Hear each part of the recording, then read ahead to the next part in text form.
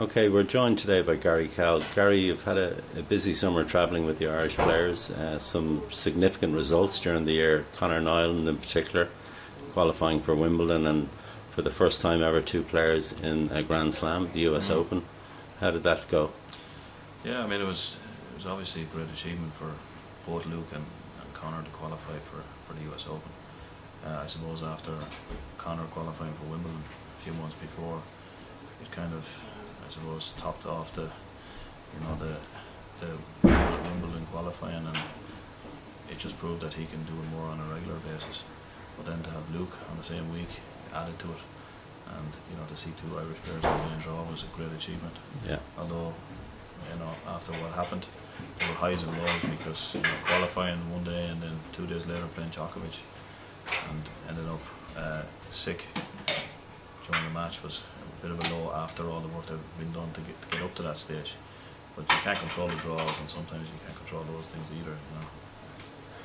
So, I mean, it must have been a great experience also as a coach to be at one of the major tournaments and have the opportunity to chat and engage with the other coaches. Yeah, it was. I was there last year with Sam Barry as a junior, so I knew the way it worked there from the previous year, but it was different with a main draw player, men's main draw player. It was a different look at things, and yeah, it was great because you do get to meet a lot of people and you do get to engage with a lot of coaches.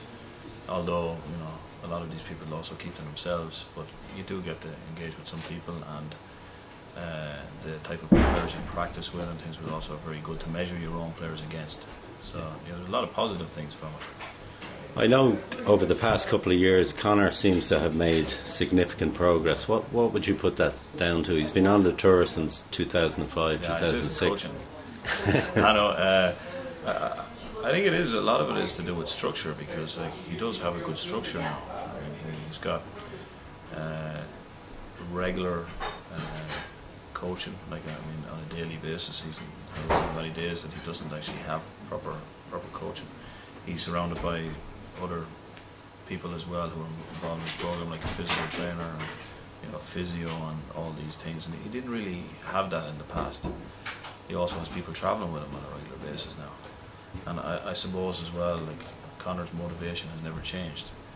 As he got older, his motivation has probably grown, whereas a lot of the time people lose motivation if they're not already succeeding by that age. And it seems like there's more players than ever now playing full time, playing on the future circuit. In the past we've had maybe one or two, now there's several. Yeah. I don't know how many. Somebody told me recently how many. I was surprised. There's a lot, and there's a lot of players ranked, which is great, because it means that there's a bit of a buzz about the training, and they all train together, which is also a plus for all the players. It's a lonely sport, and to be able to get up in the morning and go and train with 7 or 8 guys the same level and the same age roughly, it makes it a lot easier for them. Yeah. Obviously in this climate it's pretty tough to maintain a full-time routine on the circuit unless you have good financial support. Is the financial support there now at the moment, or no, could that improve? The financial support is not there, and I suppose it has never been there really for Irish players. I'll give you an example. The maximum Conor's ever got from Sports Council is €12,000. Now €12,000 is great. I mean, without it would make life a lot more difficult for him, but €12,000 is not going to produce a tennis player.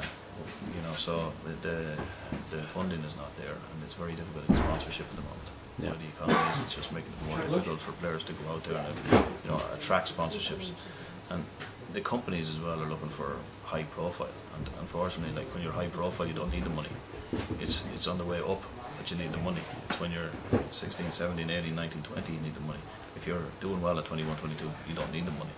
So speaking of on the way up, is there any players coming through from that group behind Conor and Louk that are making significant headways? Yeah, there are a few. I mean, you look at the rankings, we have a couple of, I suppose Sam Barry is 19, he's doing well. Amy Botel is 17, she's doing well. Sinead Lohan is 16, doing well. There are quite a few players coming, and there's a lot of good ones, I think, at 12, 13 as well.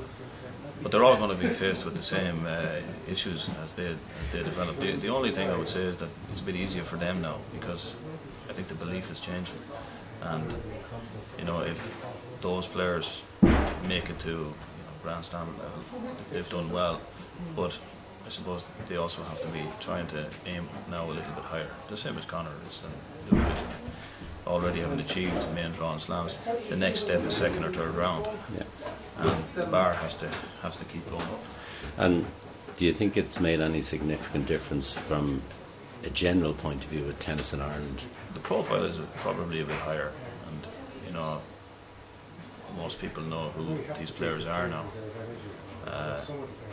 I was collected by a taxi on the way back from the States on Sunday, and the taxi driver, I asked the taxi driver, was there anything happening at home?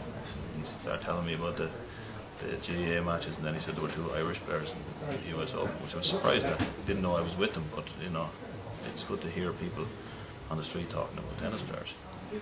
So what's the next couple of months got in store for you back home, working with the players and travelling? Well, our centre starts off again, and I'm going travelling with some of the players again, so I'm going to go with Sam Barry next week, and then I'll do some weeks again with Conor, possibly do some weeks with Amy, and we will try to integrate some of those players together in groups to travel.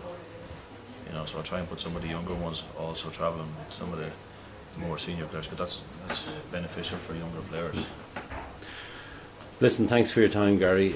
Best of luck in the next couple of months, and you know, obviously the players are typically congratulated for their performances, but I think the coach also deserves a round of applause. So well done. Thanks. Talk to you soon. Thank you.